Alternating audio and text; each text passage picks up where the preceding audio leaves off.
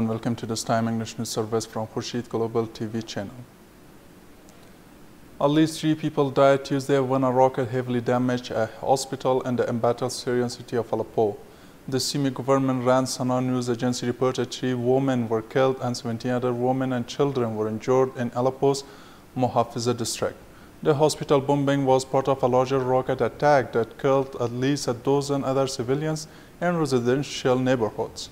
The Syrian government blamed the rocket attacks on insurgent Islamist militants including the Al-Qaeda-linked Al-Nusra Front, Al-Sham and Jahsh al-Islam. More than 250 people have been killed in Aleppo in less than 2 weeks following a flare-up of violence. Representatives of the Syrian regime under President Bashar al-Assad and groups of rebels are in Geneva holding talks to end hostilities. Although a shaky ceasefire was established in February, hostilities in Aleppo have threatened to terminate the truce. A debate in Turkish parliament over lifting lawmakers' immunity from prosecution ended in a massive punch-up on Monday. The previous meeting on the issue on Thursday was also postponed because of a scuffle. The video circulating in the internet caught the parliamentarians of Turkey's ruling Justice and Development Party AKP and oppositional People's Democratic Party HDP violently trading kicks and punches.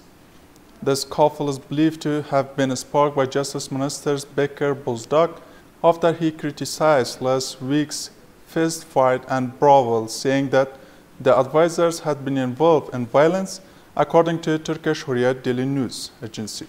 HDP Istanbul Deputy Garo Paylan was quick to respond by calling the minister's remarks slander. The skirmish quickly grew violent, with a few suited parliamentarians launching themselves into the melee from a table. King Philip of Spain signed a decree on Tuesday to dissolve parliament and hold a return of national election for the first time since the country's return to democracy in the late 1970s.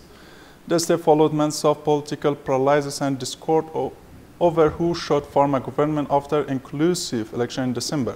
That election resulted in a fracturing of Spain's political landscape with the emergence of insurgent parties that challenged the establishment of making a sea change in the nation's policies. The repeat election is now scheduled for June 26, but opinion polls suggest that the outcome of a new vote could look much like the first, which displayed ballots among 4 main parties with no single one close to a majority.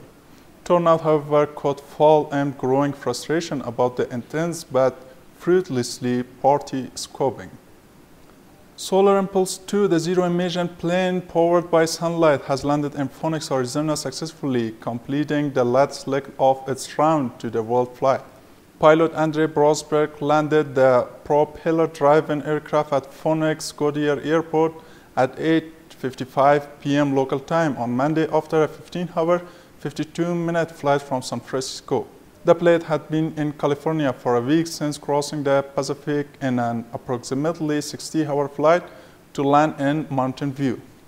Brosberg, who has been alternating the long solo flight with his teammate, Swiss adventurer Bernard Picard, will pilot Solar Impulse across the United States and to New York. Picard piloted the craft from Hawaii to California. That was all from English News Service of Khurshid Global TV channel. Thank you for watching, guys. Wish you have a good night. Bye.